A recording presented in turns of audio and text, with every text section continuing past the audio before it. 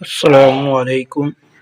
آئیے ناظرین، آج ہم اردو کے الفاظ معنی سیکھتے ہیں۔ چلیے شروع کرتے ہیں۔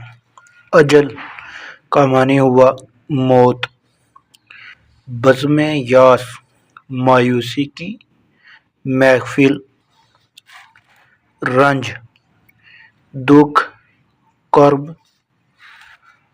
مجاز جو حقیقت کے برعکس ہو۔ گل کا معنی ہوا پھول، شعلہ چنگاری شمع کی لو، بدگماں شکی، آشیاں کا معنی ہوا گھونسلہ،